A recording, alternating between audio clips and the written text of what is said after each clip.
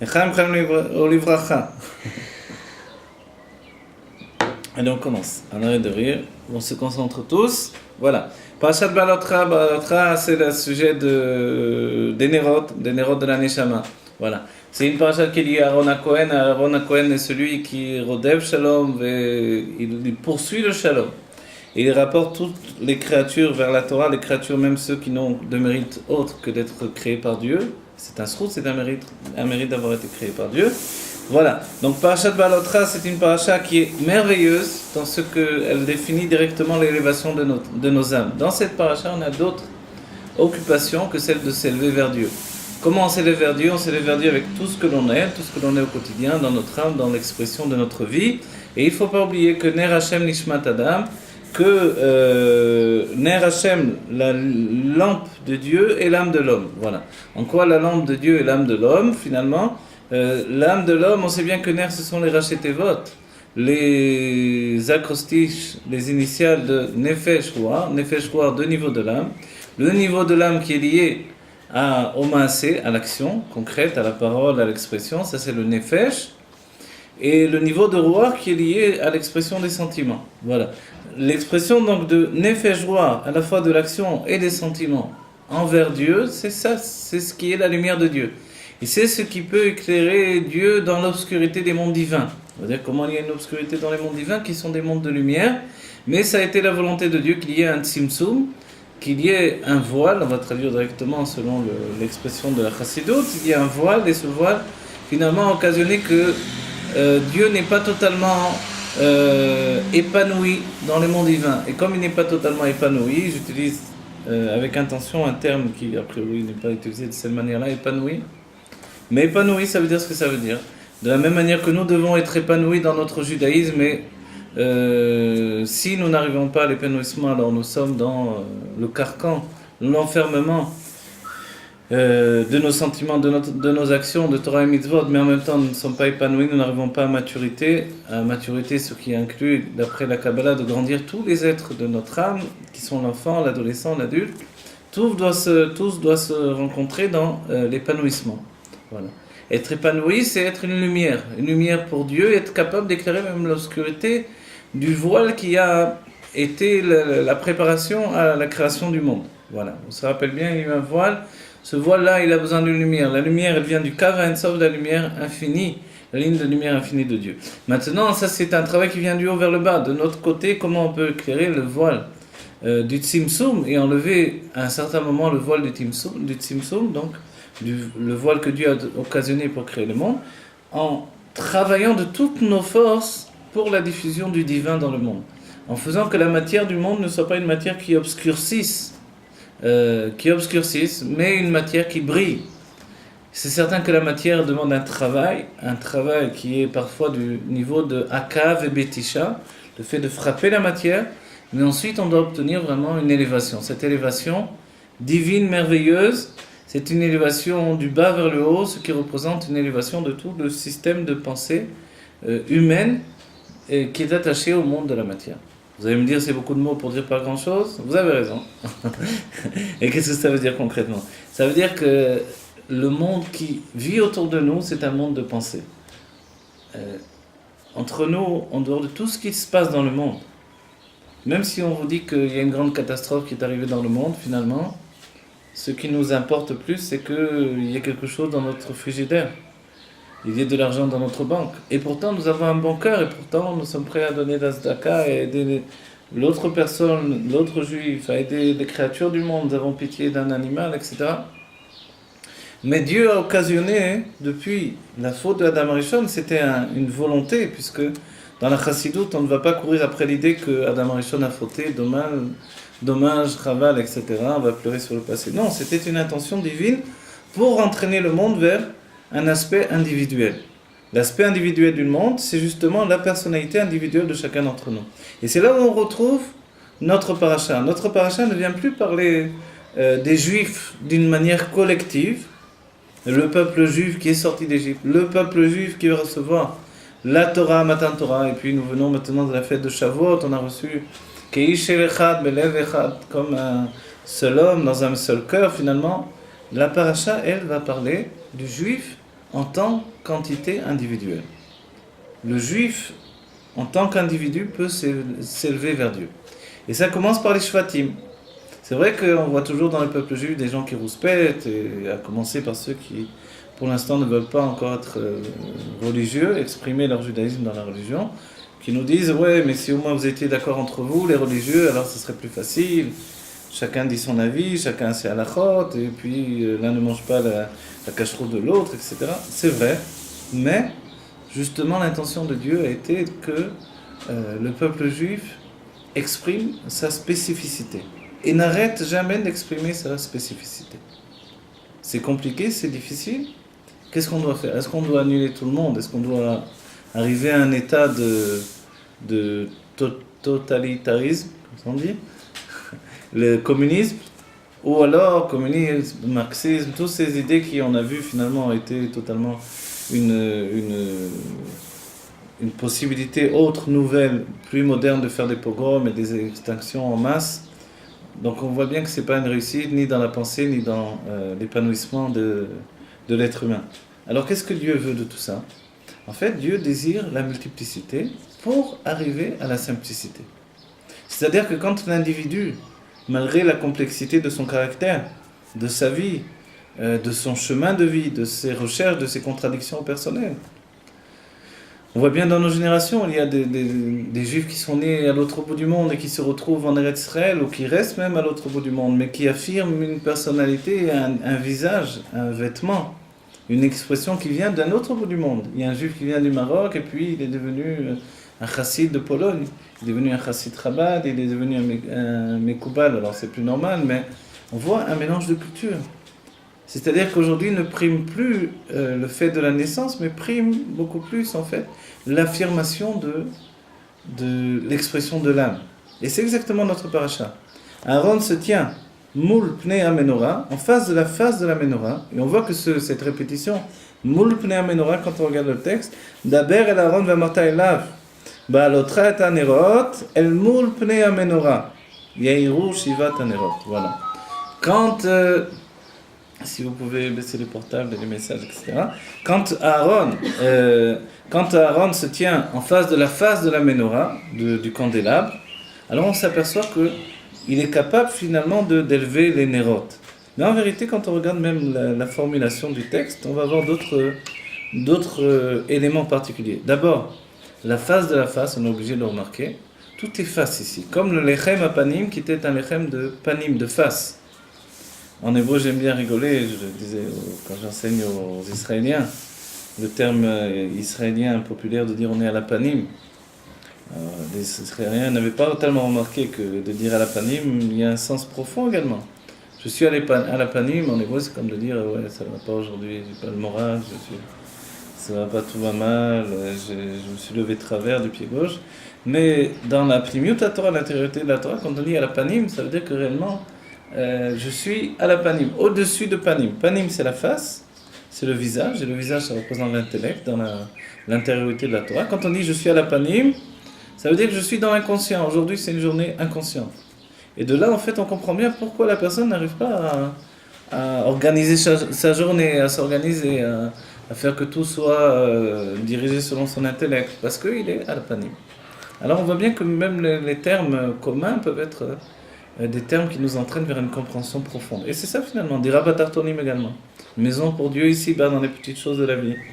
Mon ami Simantov Kalimian rapportait, quand on va dans le shuk et l'on dit Kama zeolé, combien ça coûte, finalement en hébreu, on le dit d'une manière particulière. Justement, la traduction, ce n'est pas. Et donc on va acheter des légumes, au lieu de dire combien ça coûte, alors combien je dois payer, on dit Kama zeolé. En hébreu, ça veut dire finalement, le coût ici, il est combien ça monte. Au lieu de dire combien ça coûte, on dit combien ça monte. Et de là, alors il faisait remarquer que, parce que le but du juif, c'est d'élever la matière. On va acheter des légumes, pas pour les mettre dans le ventre et qu'ils tombent dans le fond de l'estomac, mais pour que finalement, lorsque je les mange, alors ils s'élèvent au contraire. Ils s'élèvent vers Dieu. Et c'est pour ça qu'on déjà au départ, on demande, quand on achète, on demande combien ça peut monter. Alors si celui qui vous vend les légumes, il étudie aussi la Kabbalah, alors il comprend bien, et la Chassidut, il comprend bien ce que vous dites. Alors on peut vous répondre, ah, je pense que ça peut monter jusqu'au Lama Yetzira. Ces tomates-là, moi je pense que je les vois bien monter jusqu'au monde de Hatzilut, ça dépend. Ça c'est Kamazéolé en hébreu. Voilà. Ça c'est quand on vit évidemment en Israël, à Jérusalem, alors on vit dans la Gdoucha, on vit dans un monde de juifs et forcément, quand nous sommes français, on apporte un plus. N'oubliez pas, le rabbi a mis un accent particulier sur le français. Le français, c'est celui qui réfléchit aux petits détails de chaque chose, du langage, etc. Lorsqu'il va parler, il va chercher. Qu'est-ce que veut dire le langage? Et on se rend bien compte que même si on enseigne, et même si on a un accent français terrible en hébreu, pourquoi les Israéliens acceptent qu'on leur enseigne finalement? C'est parce qu'on apporte un plus. Ce plus, c'est justement une précision sur le sens des choses. Et il y a effectivement dans la langue française un désir de préciser. Le désir de préciser, quelquefois je me rends compte dans mes cours que je veux tellement préciser que j'exagère. J'exagère dans la précision. Mais, donc j'embête un peu le public, mais le souci de précision, il est essentiel. Pourquoi? Parce qu'il prend racine dans le niveau le plus profond de l'âme. Et il fait un birour de l'âme, il fait une clarification de notre âme. Et c'est ce qui s'appelle également le sujet de la halot et anerot. On élève notre expression. Qu'est-ce que c'est l'expression? C'est le ner. Ner, nefesh, roi. Donc les nerot, c'est ça. Pourquoi c'est au pluriel? Parce que finalement, la particularité du peuple juif, c'est d'avoir un singulier pluriel, si on peut dire. Ça veut dire quoi, singulier pluriel? C'est que nous sommes un être particulier dont l'élévation a une incidence sur la pluralité du peuple juif, sur tous les autres du peuple juif. C'est-à-dire que ce que je fais, ça a une incidence sur l'autre juif. À un tel degré que, bien sûr, il y a les exemples qu'on connaît. Si je fais un trou dans la barque, alors ça ne va pas me faire couler que moi, ça va faire couler tous ceux qui sont dans la barque. On connaît, classique. Mais le rabbi dit quelque chose de plus important, d'essentiel. Le rabbi dit que si je suis capable d'accéder à la Géoula, la Géoula commence par le fait de simplifier sa personnalité. Simplifier finalement sa personnalité, ça prend des années de travail, de recherche, d'expression, pour arriver finalement à obtenir quelque chose. Quoi? Un outil d'élévation vers le divin. Je ne suis, au bout du compte, c'est la vision de la paracha, je ne suis qu'un outil d'expression du divin. C'est quoi cet outil d'expression du divin? C'est exactement ça. Ner Hashem Nishmat Adam. La lumière de Dieu, finalement, c'est l'âme de l'homme. Dieu s'éclaire de par l'âme de l'homme. Et en vérité, si tout à l'heure on a exprimé le fait de le niveau du Tzimtzum, où il est certain qu'il faut apporter de la lumière, on peut dire, bon, pas besoin de moi en réalité. Il y a les mondes divins, la lumière que je peux donner ne pourra jamais toucher les mondes divins. Mais n'oublions pas que nous nous trouvons dans un monde où se tient dans la matière du monde l'essence de Dieu.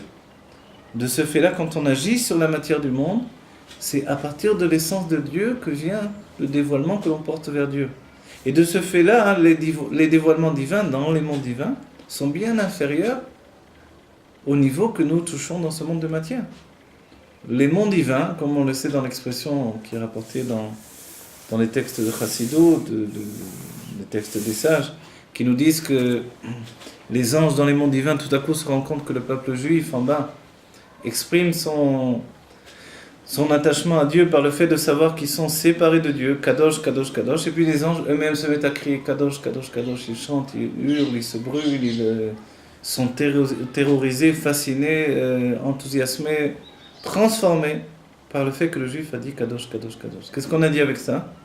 On a dit finalement que, malgré que je suis attaché à Dieu de par mon âme, nous sommes absolument éloignés de Dieu. Pourquoi? Parce que finalement, tous les mondes divins, tout, comme il est dit dans la Chassidut, à partir du Zohar, Kulam Kelo Chashiv, Akol Kelo Chashiv, tout est comme sans importance par rapport à l'essence de Dieu. Donc finalement, qu'est-ce qu'on peut donner à Dieu? Si tout est sans importance, eh bien on peut lui donner finalement ce qu'il désire. Qu'est-ce qu'il désire? La personnalité humaine, qui est finalement le niveau de Tartonim, des cris de fureur de la matière, des cris de fureur de la matière, Et l'enfermement dans la matière doit devenir un moyen de se libérer. De se libérer de quoi? On pourrait dire de se libérer de la matière. Mais se libérer de la matière, c'est comme de dire quelqu'un qui était en prison est libéré de prison. Mais la prison existe toujours. C'est quoi, quelle est exactement la définition de la délivrance aujourd'hui? C'est libérer la prison d'elle-même. C'est-à-dire que le fait qu'il n'y ait plus de possibilité qu'il y ait de prison. C'est ça l'idée même de la libération de la matière. Élever l'être qui est enfermé dans la matière, c'est le libérer de sa propre prison. À commencer par le fait d'être terrorisé par le monde, le fait d'être sujet à on va dire un souci incessant par rapport à la recherche de vie qu'on a besoin dans le monde, le fait d'être enfermé dans la petitesse même de la ligne de vie qu'on est obligé de prendre dans ce monde. Est-ce qu'on comprend bien ce que je veux dire? Ça veut dire quoi tout ça? Ça veut dire qu'il ne suffit pas de se libérer de prison. Tant qu'il y a une prison dans le monde, alors personne n'est libéré. Un jour ou l'autre, d'autres personnes seront emprisonnées dans cette prison. Alors qu'est-ce qu'il faut faire? Il faut libérer l'emprisonnement lui-même. C'est-à-dire la racine même de l'emprisonnement. Et pour ce faire, il faut comprendre qu'il n'y a pas lieu d'être enfermé dans un monde qui est à même de nous libérer totalement. Qu'est-ce que ça veut dire ça? Ça veut dire tout simplement que, étant donné que nous sommes dans un niveau qui est, selon la définition du Rabbi, est déjà un monde de Géoula. C'est quoi ce monde de Géoula?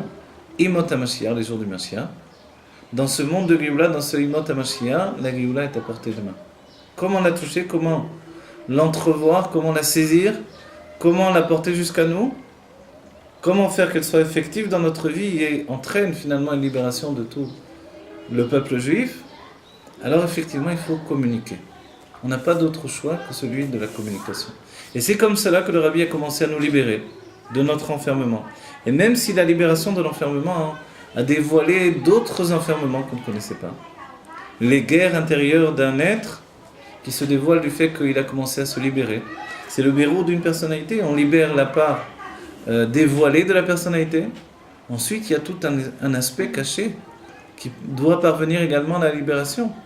Et débarrasser finalement, déchiffrer déjà la personnalité pour arriver à la simplifier, pour pouvoir lire le message écrit dans notre âme et l'exprimer simplement. Tout ça, c'est un travail terrible qui demande de se déshabiller de tout ce qui est extérieur à l'expression que Dieu attend de nous. Ça ne veut pas dire qu'il faut s'arrêter de s'exprimer selon le mode d'expression du monde, mais il faut trouver dans le monde d'expression du monde tout ce qui réunit ma personnalité pour pouvoir ensuite l'offrir à Dieu. Je vous donne un exemple simple. Je me rappelle quand j'ai commencé à étudier la Kabbalah pour apprendre la Chassidut, pour étudier la Chassidut Chabad, j'avais arrêté pendant 3 ans d'étudier, de peindre, parce que je suis peintre. J'ai arrêté pendant 3 ans de peindre, jusqu'à ce que j'étudie avec le Rav Avram Chaviv, une sikha du Rabbi, et le Rabbi là-bas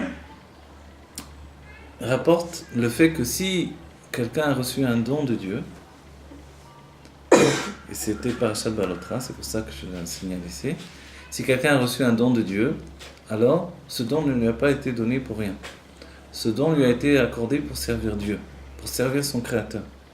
Aussi, il doit s'empresser de s'exprimer avec ce don que Dieu lui a donné. Et s'il ne le fait pas, alors finalement il fait du gâchis, c'est du Baal Tashrit également. Baal Tashrit, c'est-à-dire ne pas détruire ce qui a été donné. Ne pas détruire, c'est ne pas détruire une part de notre âme, une part d'expression de notre âme qui nous a été confiée par Dieu. Dieu aurait pu donner à quelqu'un d'autre alors des dons particuliers. Ici, en l'occurrence, le don de peindre, de dessiner, etc. De ce fait-là, je me suis remis à la peinture. Et comme cela, chacun d'entre nous. Et c'est là la sikha du Rabbi qui parle de la particularité de chacun. Lorsqu'Aaron va élever les Nérot, il ne va pas dire, bon allez hop, on est tous pareils, on s'élève tous ensemble et c'est fini. D'accord? Dans ce cas-là, on fait un seul nez. Il y aurait une seule bougie, une seule branche au candélabre, et c'est tout. Tout le monde se serait élevé par cette branche-là. Mais en réalité, non. On voit qu'il y a 7 branches. C'est-à-dire qu'il y a au moins 7 définitions de différence dans le peuple juif. Ces 7 définitions, c'est intéressant de constater que ça correspond aux sentiments. à l'époque de Hanouka, on va rajouter une autre branche. Cette autre branche, on peut dire qu'elle correspond également à un autre niveau de l'âme, qui est le niveau de Messirun Nefesh, le don de soi, qui est finalement la 8e branche qui a été rajoutée à la Hanoukia, au candélabre du Beth Amikdash. Cette 8e branche, elle désigne que finalement, pour que les nérotes, les lumières du peuple juif puissent s'élever vers Dieu, alors il faut également une autre branche qu'il faut rajouter. À partir du moment où il y a eu un empêchement d'exprimer la lumière de mon âme, il faut rajouter une autre branche. Quelle est cette autre branche finalement? C'est ce qui s'appelle le Shara Kolel. Le Shara Kolel, c'est la ligne, la branche, le cave, l'ascenseur de lumière qui va élever toutes les âmes juives. C'est sur ce point-là que l'Admor Zaken a écrit son sido. Un sido qui va ouvrir finalement toutes les portes d'élévation, puisqu'on ne sait pas assez souvent qui nous sommes, comment nous sommes, quelle est notre expression. Et c'est pour ça qu'il y a des Sfaradim qui sont également des Chassidim, il y a des Sfaradim qui sont des Litaïm. Il y a de toutes sortes de tendances dans le peuple juif, et c'est finalement quelque chose de merveilleux. Et on s'élève tous, au bout du compte, par une branche collective qui, elle, représente la branche du Messirun Nefesh. Cette 8e branche qui a été rajoutée à Hanouka.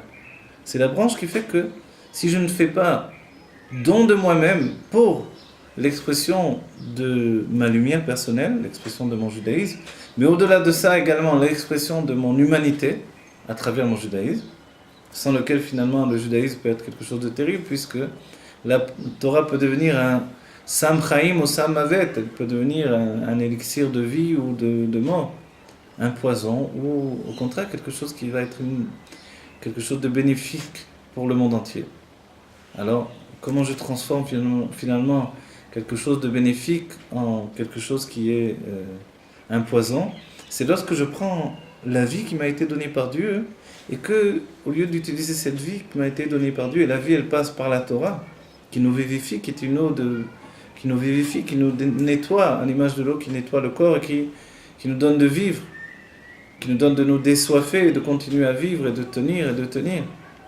Cette eau de vie, finalement, elle ne devient une eau de vie et un arbre de vie que si on préserve l'humanité qui est en nous. Dès le moment où on perd l'humanité qui est en nous, alors on devient un être différent. Un être qui utilise la Torah pour ses propres moyens qui ne sont plus des moyens liés à l'humanité. Qu'est-ce que l'humanité? Il est dit que Derer Eretz Kadma la Torah. Alors Derer Eretz, le chemin de la terre a précédé la Torah. Qu'est-ce que ça veut dire? La bienséance, dans les termes simples, on va dire Lechaim, Lechaim Lebracha, Lechaim Lebracha. La bienséance, c'est bien traduit la bienséance, les bonnes manières, on va dire. Ça a commencé, ça a précédé la Torah. Pourquoi? Mais le Dereret, ça veut dire une chose également, c'est que finalement Dieu a donné qu'il y ait eu un arbre de vie qui a été enraciné dans la terre. Et l'homme, lui, il a été planté dans un monde, dans un endroit en particulier. Et il a pris de l'endroit où il est né, il a pris les racines. Et ces racines ont formé l'arbre qui va grandir. Et cet arbre, c'est un arbre de vie. Et chaque arbre est différent l'un de l'autre. Le Dereret qui a précédé la Torah, c'est finalement la manière d'exprimer. Évidemment, la bienséance et les bonnes manières, ça va de soi. Mais le fait également d'exprimer la Torah sous l'aspect spécifique de mon âme, qui vient de l'endroit où je suis né, qui vient de l'air que j'ai respiré, qui vient de tout ce que j'ai entendu autour de moi, tout ce que j'ai vu, tout ce que j'ai apprécié, tout ce qui m'a fait grandir. En réalité, c'est là où le Rabbi a toujours donné un point particulier à chaque juif qui est passé devant lui au-delà, qui est rentré chez le Rabbi en Yichidut, lui dire que tu es particulier. Tu es un être particulier, il n'y en a pas deux comme toi, et c'est de toi que doit venir la Géoula. C'est le message du Rabbi. Chacun doit penser qu'il est à même d'apporter la Géoula, et tout au moins sa Géoula personnelle. Et vouloir sa Géoula personnelle, vouloir vivre bien à la fin des temps. Si on a au moins compris que le message c'est qu'aujourd'hui nous sommes à la fin des temps, sous-entendu à la fin du temps de la Galoute, et que nous allons pénétrer d'un instant à l'autre dans la Géoula. Et on peut préciser, puisque le Rabbi a dit que nous sommes dans les jours du Mashiach, et que le premier maman du Rabbi a précisé que nous sommes dans une époque double, une époque intermédiaire, Memutsa, selon les termes de la Chassidut, qui est un axiome essentiel, c'est quoi? C'est que cette époque intermédiaire, c'est l'époque où nous sommes la dernière génération de l'exil et la première de la Géoula. Mais en réalité, on voit qu'il faut aller vers une maturité dans ce fait-là. Quand on regarde le monde, alors on peut dire que nous sommes la première génération de la Géoula. Il n'y a jamais eu d'époque, à part notre époque. C'est-à-dire, on peut parler de notre époque, de notre période, de notre génération, à partir de la période après la Shoah, qui est également la période où le Rabbi Rayat est arrivé en Amérique et où le Rabbi a pris la Nessiout, 10 ans ensuite. Alors en vérité, quand on voit cette situation-là, on est une nouvelle période. On est cette génération-là, la génération va d'après le Nassiador, le prince de génération. Et nous sommes la dernière génération de l'exil. C'est-à-dire que nous avons encore des racines qui sont liées à l'exil. Mais nous sommes déjà la première génération de la Géoula. Qui est-ce que, est-ce que ce sont deux personnes? Non. C'est exactement la même personne, la même entité. Qu'est-ce que ça veut dire? C'est-à-dire que c'est celui qui est en exil qui doit se délivrer. Parce qu'il est déjà dans un état intermédiaire. Comment on se délivre d'un niveau intermédiaire? Je peux penser que si je suis dans un niveau intermédiaire, alors je ne peux pas me délivrer. En fait, on peut se délivrer de manière intermédiaire. Et c'est pour ça que la Géoula n'est pas une Géoula qui vient en courant cette fois. De dire que nous sommes dans l'exil total, alors c'est faux totalement. Puisqu'on voit bien qu'on peut exprimer notre judaïsme, on peut le diffuser au bout du monde, d'un bout du monde à l'autre. Et le Rabbi nous a montré le chemin. Il a montré que la diffusion doit se faire de manière internationale, de manière à être diffusée par les satellites, aujourd'hui par Internet, et dans le monde entier. On peut dire que le juif le plus célèbre du monde, c'est le Rabbi, puisqu'on le voit dans le monde entier. Plus personne ne peut dire que ouais, je ne connais pas qui est le Rabbi de Lubavitch. Et celui qui ne le connaît pas, alors il a peut-être une grande chance, il va pouvoir le découvrir. C'est une merveilleuse chose de découvrir le Rabbi. Donc en fait, cette situation de génération intermédiaire, c'est une situation qui ne s'arrête jamais totalement. Jusqu'à un niveau intermédiaire qui va être un niveau intermédiaire dans la deuxième période intermédiaire que nous vivons aujourd'hui. C'est-à-dire, je veux préciser ce que je dis, dans chaque niveau, selon la Kabbalah du Harizal, dans la deuxième partie du Etz Chaim, la Kabbalah de la Chassidut, on verra dans le Pirush Hamilot par exemple, il y a ce qui s'appelle Ibur Yenika Vemochin, qui est l'un des grands klalim, l'une des grandes généralités de compréhension de tous les aspects de dévoilement du divin et du monde terrestre également. Le hibour de la dernière génération, donc le hibour veut dire la gestation, comme un enfant dans le ventre de la mère qui n'est pas encore venu au monde. La gestation de la situation de la première génération de l'exil et la dernière de la Géoula, alors peut-être qu'on peut envisager que c'est le début finalement, le début de la Nessiout de Rabbi, le Rabbi, la prise de position du Rabbi en tant que chef du peuple juif, chef des Chassidim, et le Rabbi a dit, voilà, nous sommes la première, la dernière génération d'exil, la première de la Géoula, c'est le commencement. On rentre dans une phase de gestation de cette situation-là. Ensuite, dans la gestation, évidemment, il y a toute la Torah. Il y a toute la Torah, l'enfant dans le ventre de la mère étudie toute la Torah. Il est totalement divin. Et le Rabbi nous a noyés avec toute la Torah, il nous a donné une démonstration de l'étude de la Torah au sein même, finalement, d'un monde. Le Rabbi n'a pas bougé comme un enfant dans le ventre de la mère, il n'a pas bougé du 770. Et de là, il a diffusé toute la Torah, il a enseigné toute la Torah, il a étudié toute la Torah. Et depuis ce point-là, il s'est diffusé dans le monde entier. Et à partir de là, il y a une seconde période, et sans doute qu'on est dans cette seconde période, de Imot HaMashiach, des jours du Mashiach, où nous sommes déjà dans un état de Memutza intermédiaire, dans une deuxième catégorie, un niveau intermédiaire dans une deuxième catégorie, qui est maintenant l'état de Yenika. On est en train de boire des informations. Une fois qu'on a passé Gimel Tammuz, on a terminé le premier état, voilà, nous sommes dans le deuxième état de Imot HaMashiach, des jours du Mashiach.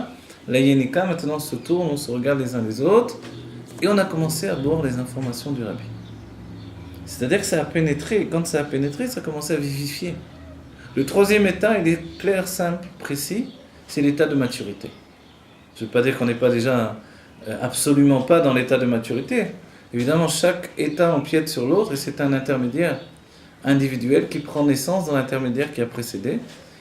Et dans le dernier état, on va tous atteindre un niveau de maturité, à la fois des enseignements du Rabbi et des enseignements de toute la Chassidut, ce qui veut dire concrètement que nous aurons intégré dans notre âme intellectuelle la compréhension du divin tel qu'un être intellectuel peut le comprendre totalement.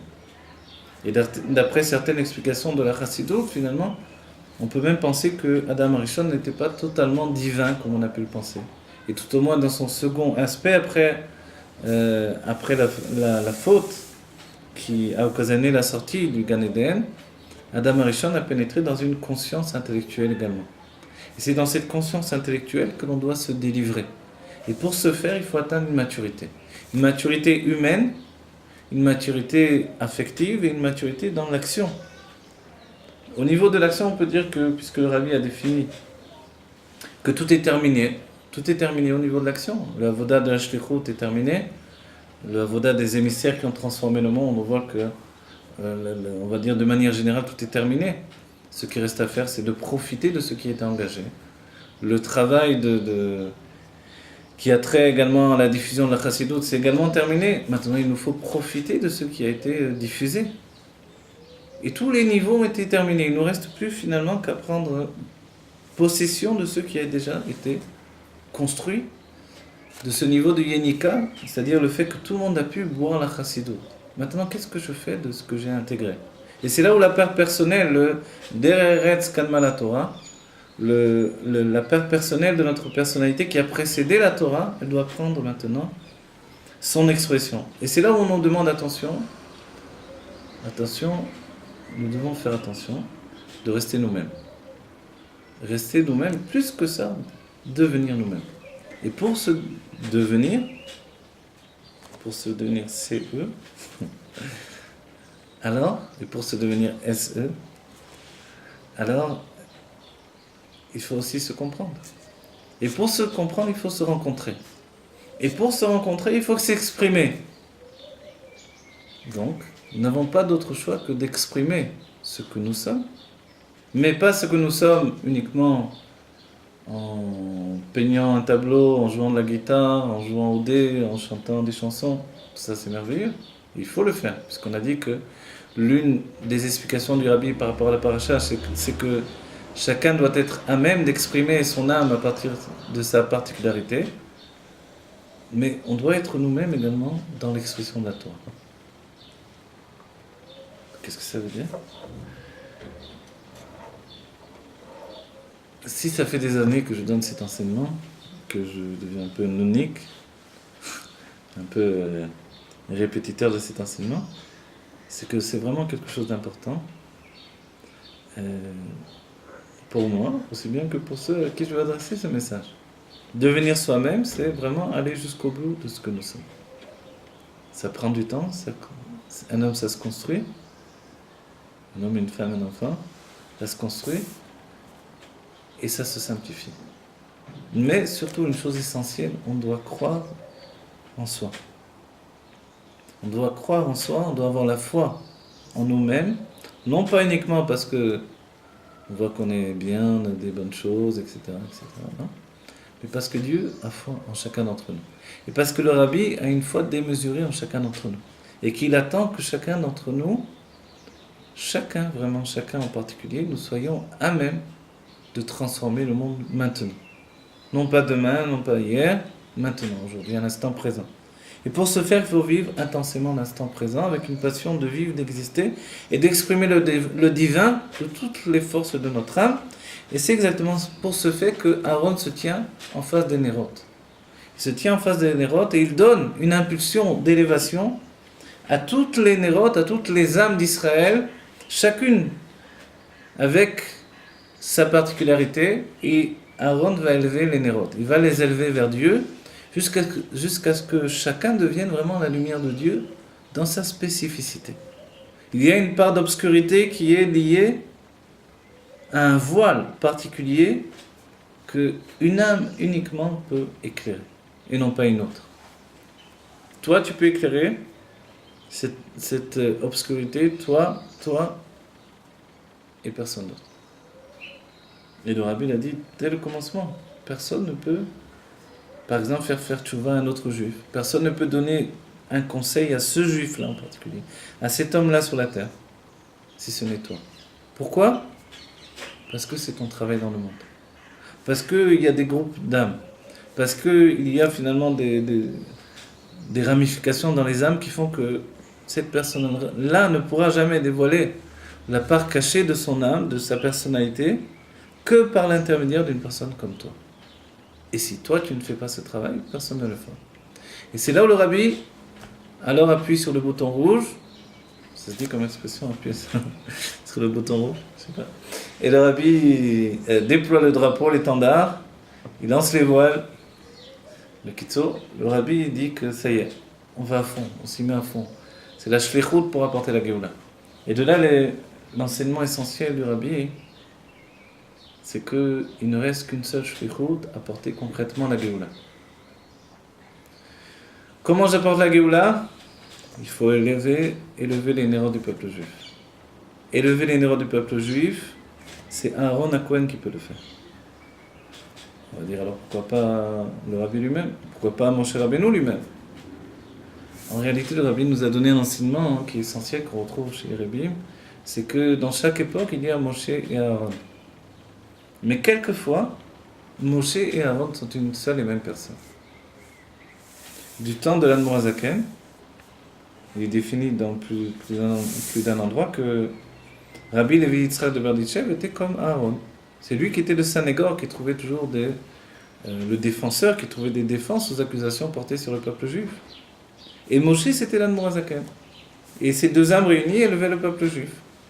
Mais toutes les prières passaient par le Sanégor d'Am Israël, en même temps qu'elles passaient par le prince de la génération qui était l'Admor HaZaken.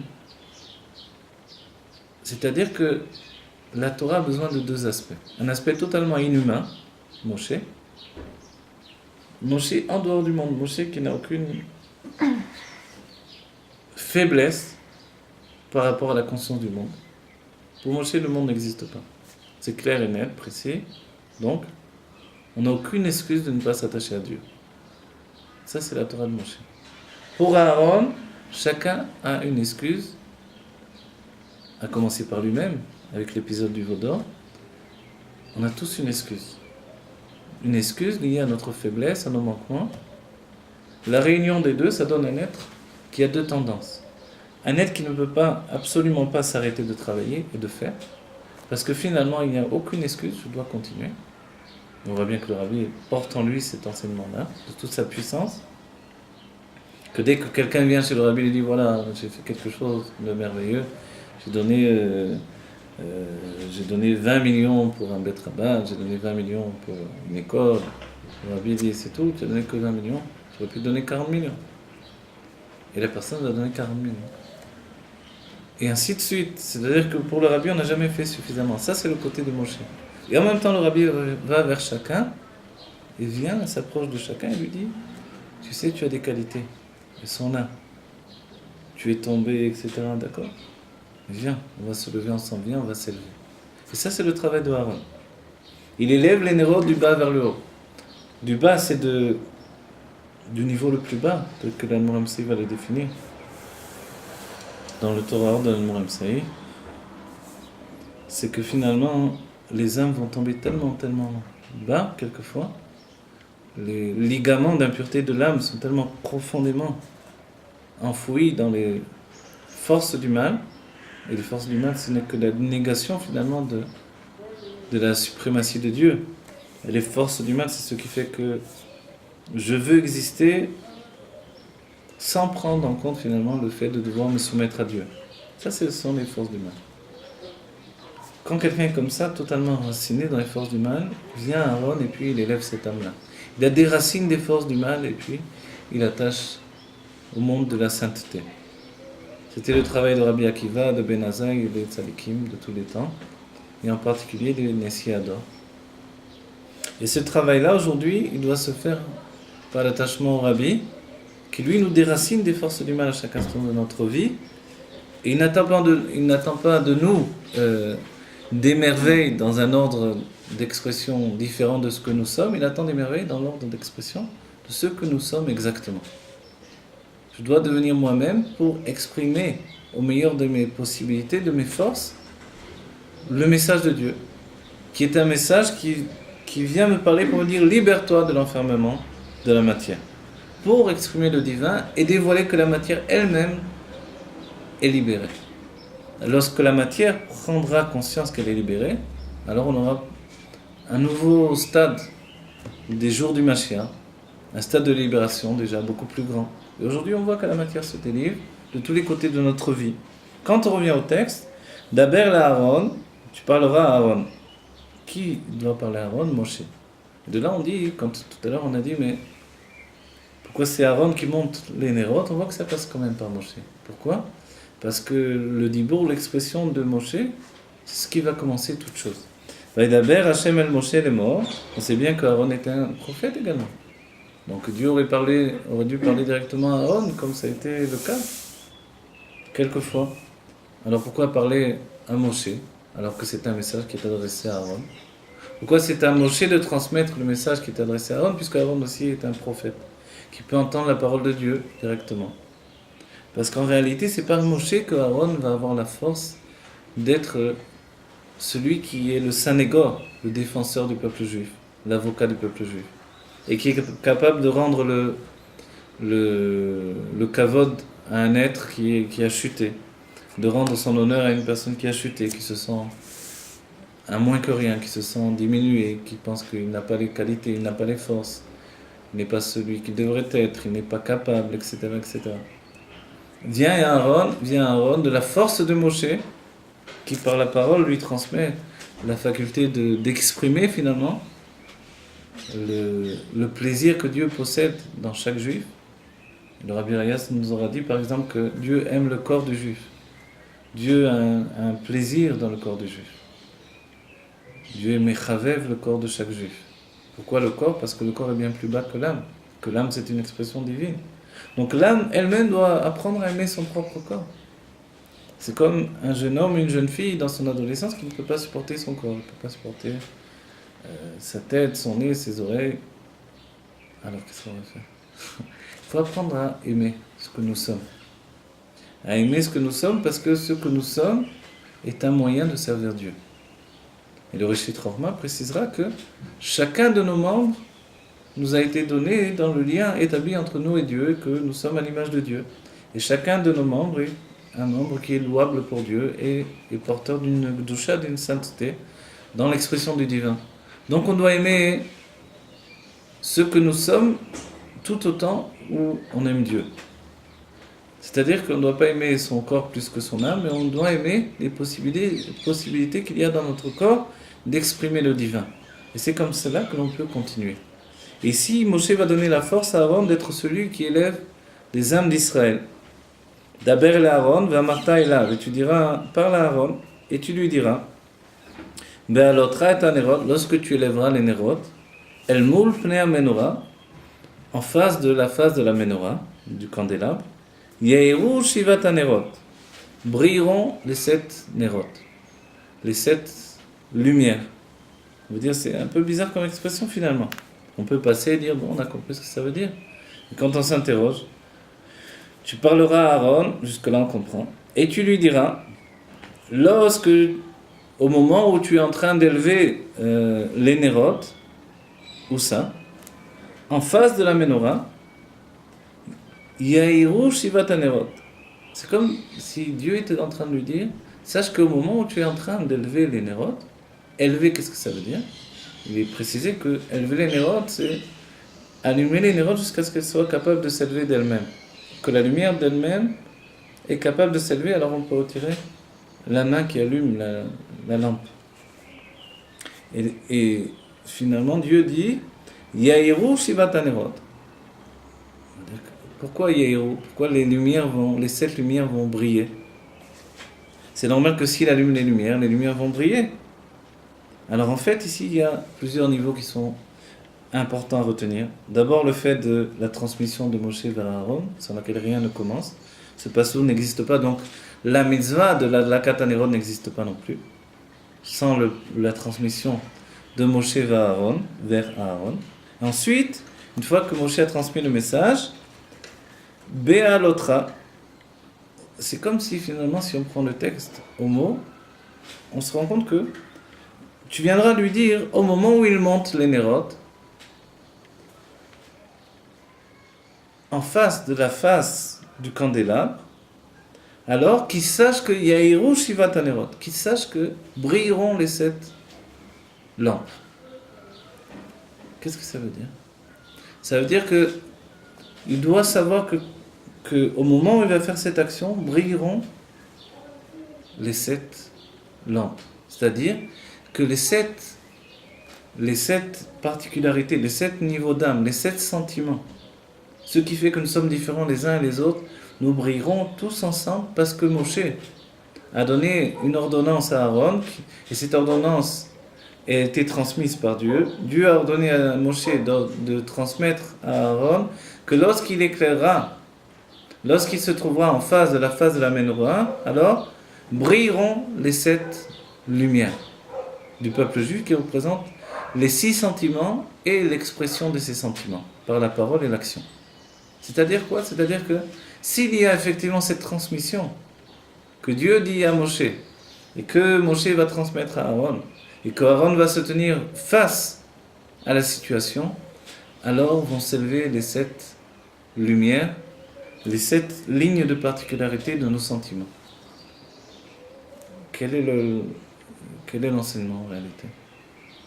Si ce n'est que ça doit passer par Moshe, et que quand on trouve Aaron dans la situation, on le découvre face à la Menorah. En fait, pour nous déjà on peut tirer un enseignement essentiel. L'enseignement essentiel, c'est que je dois me tenir face à mes sentiments. En réalité, si on comprend bien, chacun d'entre nous, nous nous retrouvons face à autre chose. Cette autre chose, c'est une autre part de moi-même, ou alors une part qui appartient à quelqu'un d'autre. Si on reprend les choses, ce sont des niveaux dans l'âme. Il y a un niveau dans notre âme qui est appelé la Yechida Sheba Nefesh. Dans ce niveau de Yechida Sheba Nefesh, c'est Dieu lui-même. C'est l'âme telle qu'elle est liée à Dieu. Liée à Dieu totalement. Et là, en fait, c'est un attachement profond qui est au-delà de toute décision personnelle. C'est Dieu seulement qui décide. Et c'est là où Dieu va décider, va Vaïdaber Hashem el Moshe Lema. Dieu va dire à Moshe de répéter. De répéter à qui? Non seulement de répéter à Aaron, mais de répéter à tout le peuple juif. Ensuite, Moshe doit parler à Aaron. Daber el Aaron, tu parleras el Aaron. Qui est Moshe dans ce cas-là? Si Dieu ici, c'est par rapport à la Yechida Sheba Nefesh, par rapport à chacun d'entre nous, Aaron devient en fait un niveau inférieur à la Yechida. Et entre la Yechida, qui est le niveau le plus élevé de l'âme, totalement en dehors de la compréhension et en dehors même de l'aspect de la volonté d'une personne, ensuite il y a ce qui s'appelle Chaya. Chaya, c'est le niveau qui est lié à la Chokhmah, à la sagesse. Et là se trouve Moshe Rabbeinu. Chaya, c'est déjà un niveau qui est un niveau intermédiaire. Et on voit que le travail ici de Moshe, c'est d'être un intermédiaire entre Dieu et Aaron. Et ensuite, on arrive à un niveau qui est le niveau de la Neshama. La Neshama, c'est elle, la Neshama, qui va posséder les sentiments. Comme il est dit, Em Abanim Smecha, la mère des enfants qui est joyeuse. C'est elle la mère des sentiments. Où commencent les sentiments? Non pas dans Moshe Rabbeinu, qui représente le niveau de Chaya, le niveau de l'attachement à Dieu, par un makif akarov ou un makif qui est déjà un intermédiaire entre les deux, c'est-à-dire un niveau de lumière, de perception du divin, qui est seulement, qui touche seulement l'intellect, mais qui n'est pas dans l'intellect. Et ce niveau du divin, de Dieu, alors il est totalement intermédiaire. Et ensuite vient Aaron. Et Aaron, il est la Neshama. La Neshama, elle va donner naissance, comme une mère va donner naissance à un enfant, qu'elle va porter dans son ventre, elle va donner naissance à un enfant. Elle va donner naissance à un enfant, mais l'enfant se trouve à l'intérieur d'elle-même. Si bien qu'elle ne se trouve pas face à l'enfant. Aussi, Aaron, qui représente ici la Neshama, il doit se retrouver face à l'enfant qui va naître. Et lorsqu'il se retrouve face à l'enfant qui va naître, finalement, l'enfant, lui, il est une menorah. Il a les 2 bras, et il a le visage, et tout son corps est axé vers le haut.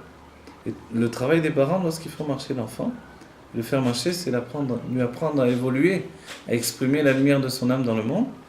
Ils vont lui tenir les 2 mains, ils vont le faire marcher. Et ainsi, dans cette position où l'enfant va apprendre à marcher, alors il va se retrouver comme une menorah, les deux mains levées, il va marcher.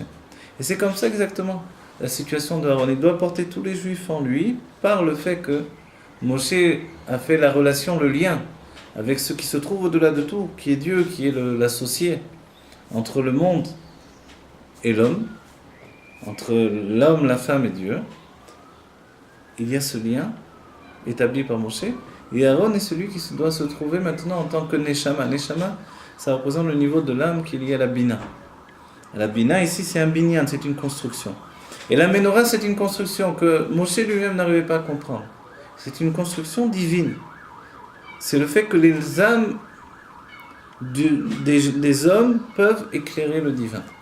Et c'est ce que Moshe n'arrivait pas à comprendre, pas juste une construction. Moshe peut très bien comprendre qu'on fasse une statue, un candélabre en or d'une seule pièce, c'est pas extraordinaire après tout. Qu'est-ce qu'il y a de... Mais ce qui est incroyable, c'est que c'est pas juste la définition matérielle et physique de la chose, mais également toute sa possibilité de fonctionnement spirituel en même temps. Et ça, cette situation-là, c'est la Menorah. La Menorah, c'est le fait de l'expression de la Neshama.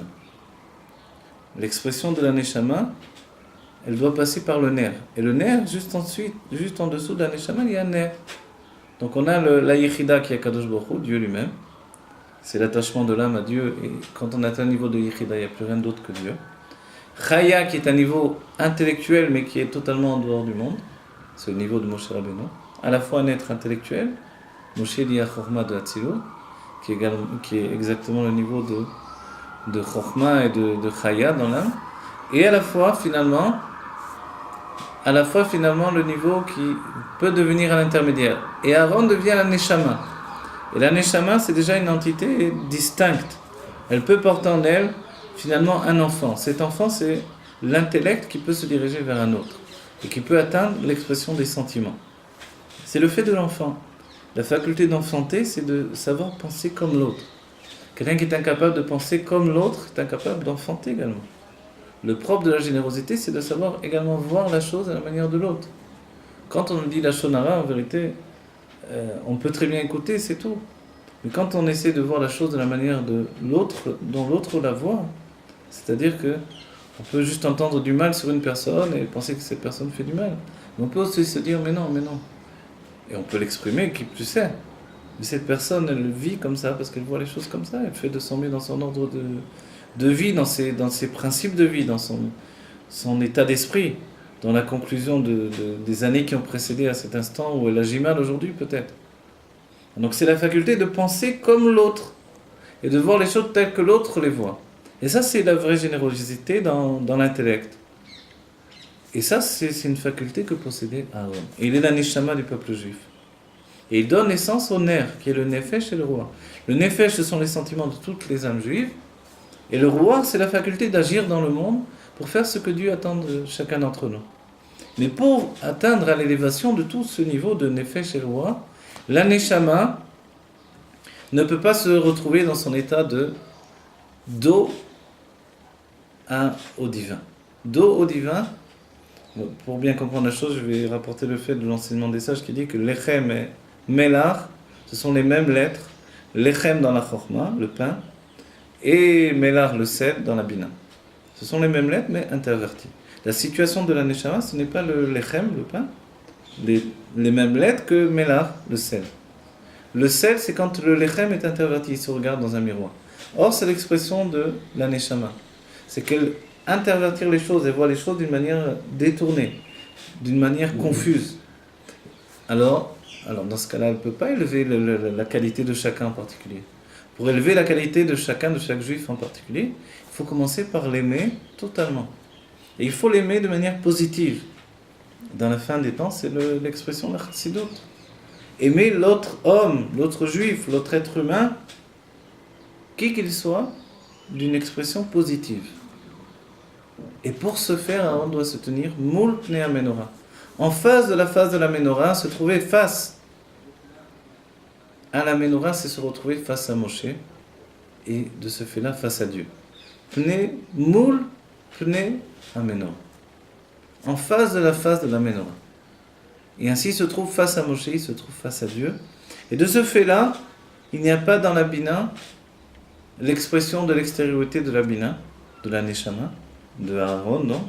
Il n'y a pas l'expression de son extériorité qui a entraîné que est venue de lui la faute du Vaudor, mais il y a l'expression de son intériorité qui entraîne l'élévation des âmes du peuple juif. Le Vaudor a fait chuter les âmes du peuple juif. Ils ont tous perdu les cadeaux, les couronnes qui avaient été données au don de la Torah. Les couronnes qui sont Chayav et Yechida, Moshe et Dieu. Ils ont perdu l'attachement direct à Moshe et à Dieu. Par le fait des Nérot, Aaron doit élever le peuple juif pour les attacher à Moshe et à Dieu. Et c'est ça, se tenir Moulpne à Menorah. Se tenir face à la face de la Menorah, c'est se tenir face à Chaya et Yechida. C'est rattacher Aaron lui-même à la source de son âme qui est élevée au-delà de toute possibilité de chuter. Et ainsi élever toutes les âmes du peuple juif. De ce fait-là, quand Aaron se tient moule pné à Menorah, il est comme le lechem panim, un pain qui est tout entier panim, qui n'a pas de achor, qui ne peut pas devenir du mélar, même s'il porte en lui finalement du mélar. Il doit être salé, un pain d'après la pnimiut, d'après la lacha, d'après la mourazaken, mais en fait il est tout entier de panim, tout entier une face. Et cette face, c'est le fait de l'aspect positif, qui est le seul moyen de s'élever vers Dieu. Lorsque l'on a une tendance à avoir une pensée négative, alors on ne peut pas s'élever vers Dieu. Alors je me rappelle, ce matin j'ai entendu un chaliard dire à une personne de la Beta Knesset, sur une histoire de Minyan, il y aura Minyan, il n'y aura pas Minyan, et puis la personne a dit, ouais, si ça va être comme aujourd'hui, il n'y aura pas. Et le chaliard lui a dit, de toute façon, toi, tu penses toujours de manière négative, c'est ça ton problème. Et en fait, c'est aussi négatif de dire ça, mais en soi, c'est vrai que dans la chassidoute, on doit d'abord penser de manière positive.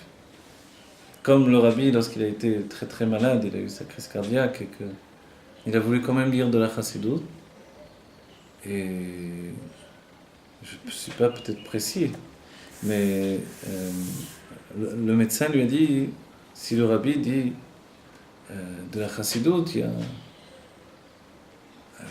y a 30% de chances qu'il y ait une rechute. Et le rabbi a dit, alors pourquoi tu ne m'as pas dit qu'il y a 80% de chances de combien? 70 70 Ah non, désolé, je ne peux pas faire le calcul. 70% de chances de guérison. Tout dépend comment on voit les choses. Et ça, c'est la manière de voir de la chassidoute. Le verre à moitié plein ou le verre à moitié vide, c'est l'essentiel de voir que le verre est à moitié plein. Pourquoi? C'est de voir toujours qu'une personne porte en elle du bien. Et quand la personne est capable de voir le bien qu'il y a en elle-même et le bien qu'il y a dans l'autre, alors il est temps d'élever les nérodes.